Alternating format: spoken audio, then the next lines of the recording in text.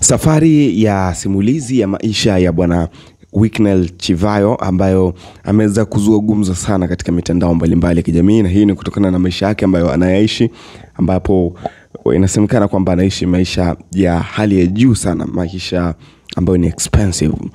Kulikuwa na kijana mmoja aitwaye Wicknell Munadani Chivayo. Alizaliwa tarehe 22 Novemba mwaka 1982 katika familia ya kawaida nchini Zimbabwe. Maisha hayakumletea kila mtu kwa urahisi. Baba yake Isaac alifariki ghafla wakati Wicknell bado mtoto mdogo. Msiba huu ulimwacha akiwa mkononi mwa mama yake katika kijiji cha Gandamani huko Chimvu. Wicknell alikuwa kijana mchangamfu mwenye ndoto, lakini maisha hayakumruhusu kuzitimiza kirahisi. Alihudhuria shule za Dardanelle Hall Primary kisha Churchill Boys High School, lakini alipoingia form 2 maisha yakawa magumu sana kote ambapo akaamua kuacha shule, si kwa sababu hakupenda masomo bali kwa sababu alihitaji kusaidia familia yake. Akiwa na umri wa miaka 15 alipata kazi kama mhudumu wa mishahara katika kampuni ya mabasi. Kazi huku hii ilimfundisha mapema namna ya kukutana na watu mbalimbali, kusimamia fedha na kufanya biashara ndogo ndogo pembeni. Ndipo akaanza kujifunza dunia ya pesa ilivyo ngumu, chungu, lakini ina nafasi kwa wanaojituma. Baada ya muda akaingia kwenye biashara za kubadilisha pesa, yani currency trading. Alikuwa katika umri mdogo tu, lakini mwenye ujasiri. Katika umri wake mdogo alijipatia maarufu kama mtu anayejua sana kuzungusha pesa, lakini safari kuwa laini, ila ilikuwa ni wakati mgumu kwake. Katika harakati zake alijikuta akikumbwa na mashtaka makubwa ya udanganyifu, yani fraud. Mahakamani ilimtia hatiani na mwaka 2004 aliingia Chikurubi Maximum Prison, moja ya magereza magumu zaidi nchini Zimbabwe. Akitumia miaka yake miwili jela, kijana huyu alikaa kimya, lakini ndani ya moyo wake alikuwa anatengeneza ramani mpya ya maisha. Alitoka gerezani mwaka 2006 akiwa mtu mpya, si mhalifu bali mtu mwenye njaa ya mafanikio na hamu ya kuthibitisha dunia ilikosea kumhukumu. Baada ya uhuru wake akaanzisha kampuni yake ya Intertrek Zimbabwe. Mwanzoni ilikuwa kampuni ndogo tu, lakini ndani yake kulikuwa na ndoto kubwa za kuwa mfalme wa miradi mikubwa. Polepole alianza kushinda tenda za serikali, miradi ya umeme, sola, mafuta, miundombinu, na jina lake lilianza kusikika kwenye mikutano ya watu wakubwa. Wicknell akawa na uwezo wa kupata mamilioni. Kwa maneno yake mwenyewe alidai kupata mamilioni kwanza ya rands ikiwa na miaka 19, mamilioni ya kwanza ya dola akiwa na miaka 23, na watu walishangaa, huyu kijana anatoka wapi? Lakini yeye hakuwa na muda wa kujibu. Alikuwa anaendesha malori, anasaini mikataba, anaijua jina lake kila kona. Miaka ikapita, tajiri huyu kijana akiwa maarufu.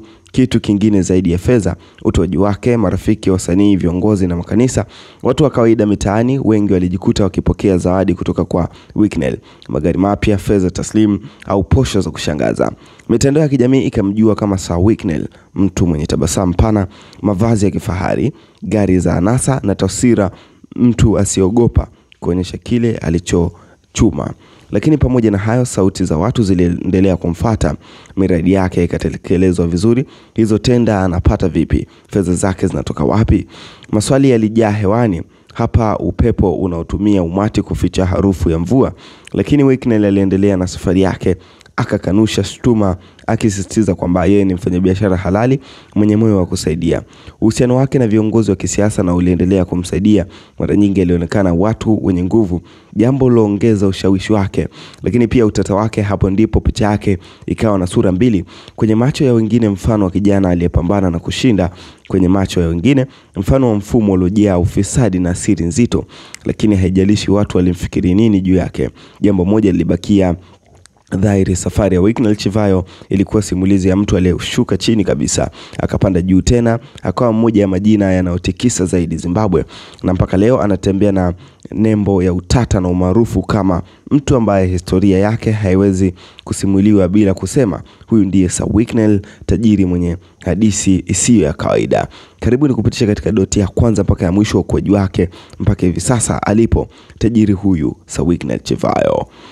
Yeyote huyu Wicknell Chivayo huyu alizaliwa tarehe 22 Novemba mwaka 1982.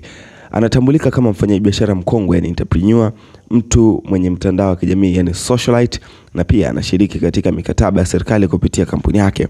Kampuni inayotawala ni Intertrack Zimbabwe, miongoni mwa makampuni yanayohusika na miradi ya nishati, mkataba wa serikali, usambazaji wa mafuta na meli za mafuta, usafirishaji na kadhalika. Baba yake Isaac Matias Chivayo alifariki akiwa Wicknell bado mdogo sana, mwenye umri wa miaka 10. Hapo ndipo alipokuwa anaishi na mama yake katika eneo la Gunman Chivo. Alisoma shule ya msingi Danley Hall Primary School na kisha akaingia shule ya upili Churchill Boys High School, lakini alishindwa kuendelea. Aliondoka shule akiwa form 2, yani kidato cha pili, mwaka 1996 kwa sababu ya shida za kifedha. Baada ya kuacha shule alipewa kazi akiwa na umri wa miaka 15, misheni wa malipo wages clerk katika kampuni ya mabasi. Hapo ndipo safari yake, yani haso kugombea maisha, ilianza. Pia mara moja alifanya kazi ya kubadilisha pesa kihalali na baadaye akapata historia ya shughuli zisizo halali. Alikumbwa na mashtaka ya udanganyifu, fraud, akidaiwa kupora mamilioni, yani USD, kwa wawekezaji, na ikapelekea kuhukumiwa gerezani.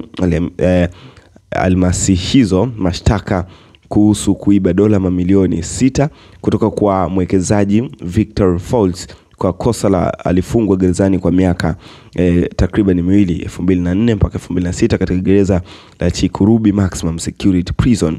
Kushtakiwa na kwenda gerezani hakumzuia baada ya kutoka gerezani, picha yake ilianza kubadilika na akaanza kusogea mahali ambapo wengi walikumbuka kama kijana mwingi mwenye hila, lakini baadaye kama mwanamichezo wa pesa au tajiri, hatimaye mfanyabiashara mkubwa.